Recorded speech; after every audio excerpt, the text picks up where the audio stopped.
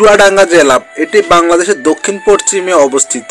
এটি প্রাকৃতিক সৌন্দর্য ও ঐতিহাসিক স্থাপনার জন্য বিশেষ পরিচিত।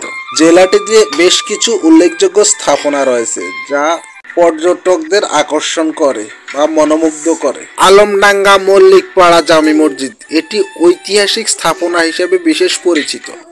জমিদার আমলে স্থাপত্য শৈলী দেখার জন্য এটি একটি বিশেষ জনপ্রিয় স্থান।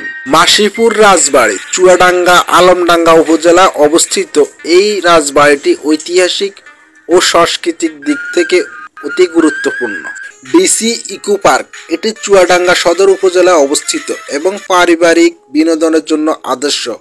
পার্কে ফুলের গাছ এবং সবুজ গাছপালা ও কৃত্রিম লেক রয়েছে। কাপাডাঙ্গা নীলকুঠির ব্রিটিশ শাসন আমলে নির্মিত এই নীলকুঠিরটি ব্রিটিশদের শোষণ ও অত্যাচারের স্মৃতি বহন করে। এটি ঐতিহাসিক গুরুত্ব বহনকারী একটি স্থান। মেহেরপুর চুয়াডাঙ্গা সীমান্তে সংলগ্ন ভৈরব নদী চুয়াডাঙ্গার প্রাকৃতিক সৌন্দর্য বৃদ্ধি করেছে। নদীর তীরে অনেক পর্যটক প্রাকৃতিক সৌন্দর্য উপভোগ করতে আসে। জীবননগর সুন্দরবন পল্লী এখানে গ্রামীণ পরিবেশে প্রাকৃতিক সৌন্দর্য অনুভব করা যায়।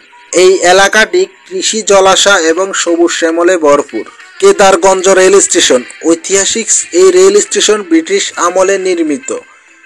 দর্শনার্থীদের কাছে এটি আকর্ষণীয় স্থান। চুয়াডাঙ্গা জেলার পর্যটক কেন্দ্রগুলো ভ্রমণ করে আপনি ঐতিহাসিক এবং প্রাকৃতিক সৌন্দর্যের সংমিশ্রণ উপভোগ করতে পারবেন। বন্ধুরা, ভিডিওটি কেমন হয়েছে কমেন্ট বক্সে জানিয়ে দিন, আর ভালো লাগলে শেয়ার করে সবাইকে দেখার সুযোগ করে দিন। ধন্যবাদ। আসসালামু আলাইকুম।